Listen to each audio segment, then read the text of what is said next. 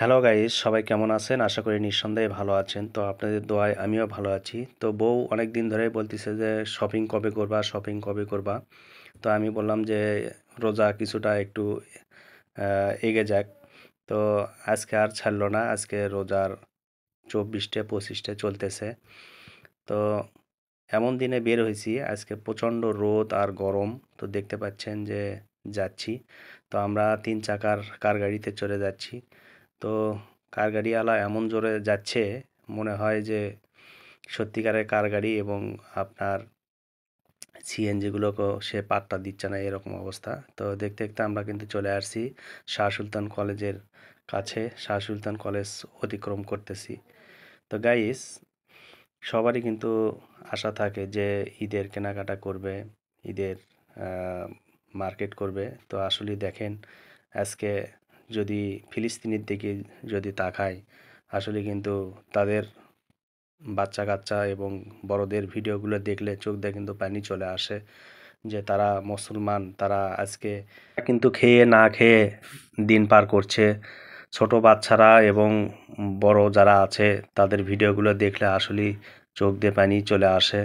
আসলে তারা কোন হালে আছে একমাত্র আল্লাহ তাআলা ভালো জানে। তাদেরকে রক্ষা করার মতো আমি কাউকে দেখি না। আল্লাহ ছাড়া তাদের রক্ষা করার মতো কেউ নেই।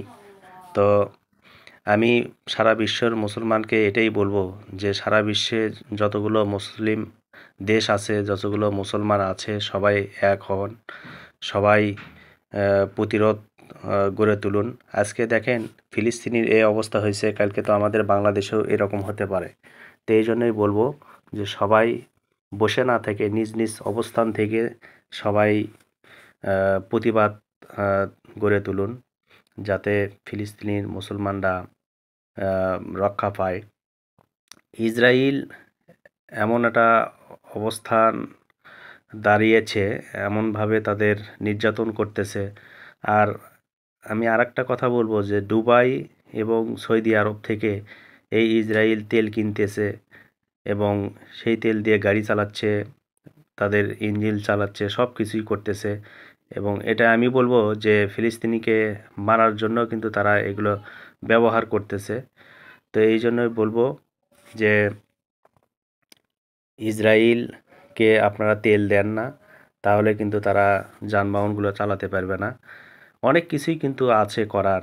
তো সর্বশেষ এটাই বলবো যে দেখেন, আমরা কিন্তু ঈদের কেনাকাটার জন্য ব্যস্ত হয়ে আছি। তো তাদের কিন্তু এটা কিন্তু নেই। তারা কিন্তু একবেলা কিভাবে খাবে, তাদের পেট কিভাবে ভরবে সেই চিন্তা আছে। তাদের বাড়িঘর কিচ্ছু নেই, সব একবারে তছনছ হয়ে গেছে। তো আল্লাহ তাআলা সবাইকে হেফাজত করুক। আল্লাহ তাআলা মুক্ত